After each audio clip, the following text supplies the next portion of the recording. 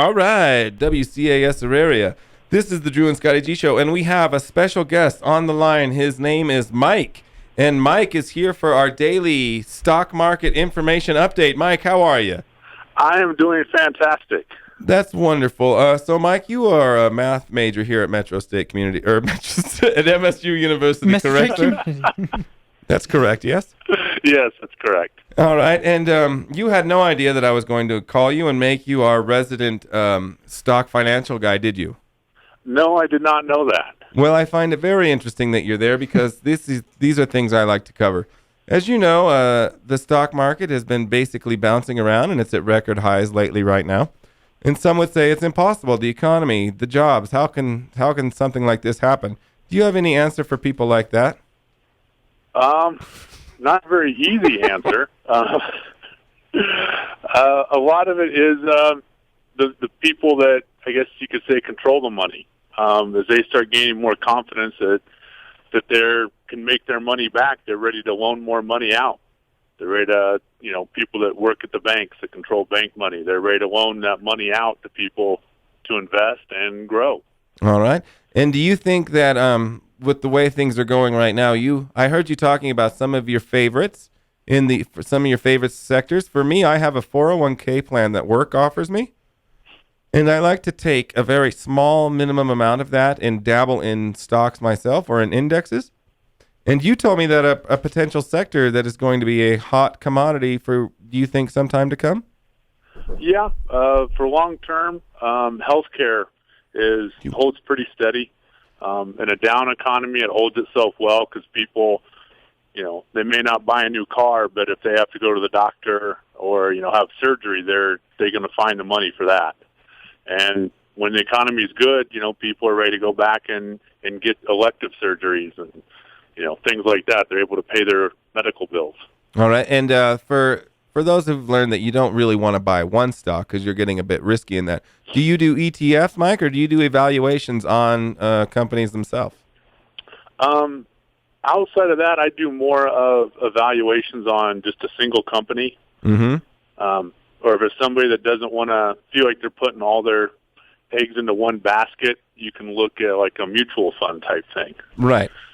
So if you could look at like healthcare mutual funds that they invest across the whole spectrum of companies and different points of the medical care. So you kind of get a little bit of all medical and all healthcare covered. And also, if you're into that, you can do it yourself via ETFs, correct?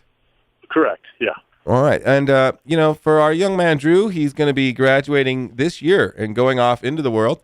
And we were talking earlier about Starbucks and how it's returned 700% since 2008, the investment in that. Would you recommend to Drew that he make sure wherever he's employed, he diverts a certain amount and just keep it in the stock market? Or what are your feelings on that?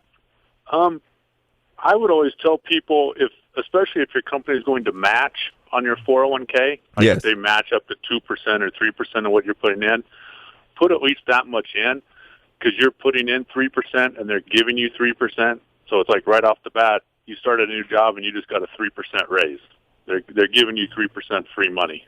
That is really good advice. So take advantage of that. And there's something else that I heard that a lot of people, they could opt out of paying their taxes. They could do some special forms, but sometimes it's easier once you're in a system, you're just in it. So like if you start a new job, you just sign up automatically for to stay invested. And then that way you don't even know it and you don't even think about it ever again.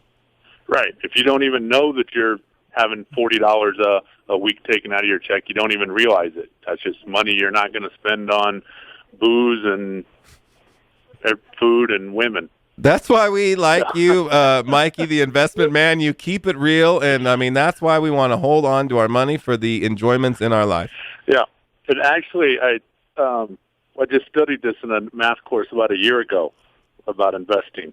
But if you take a person from the age of 25 to 35, yes, and put $100 a month away for 10 years, yes, and never invest anything else, and you take somebody else that starts at 35 and puts $100 a month away for 30 years until they retire at 65, yes, the first person will have more money in retirement. So the person who started at 20 and did it for just do it for 10 years. I mean, the person that starts it early and does it for 10 years and then stops, Right. lets it grow, has more money.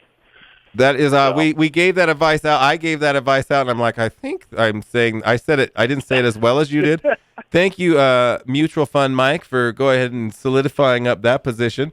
So all of you young listeners out there, you don't realize that you can survive basically on nothing. And then when you're older, you're going to want to spend that money. And next week, Mike, we're going to be covering The Richest Man in Babylon. Are you familiar with that book?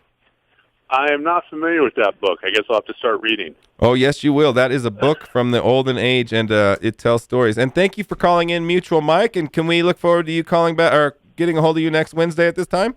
Yeah, that'd be great. All right. And Mike, have a wonderful day. Thank you so much for calling in.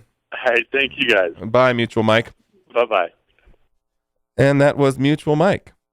He's our new He's our new mutual fund advisor. Ooh. Sometimes right. You said that. You told me that last time. I didn't say it right, but I really was glad to get his backup you were on close. that. You were And very I'll tell close. you what, Drew, when somebody told that to me, you know what I did? Yeah, that's a great idea. Mm-hmm. It's since been 10 years, and I got the Mike story now. I have 30 years of placing $100 away a week instead of 10 years if I would have done it. Anyway, and that's my spilled milk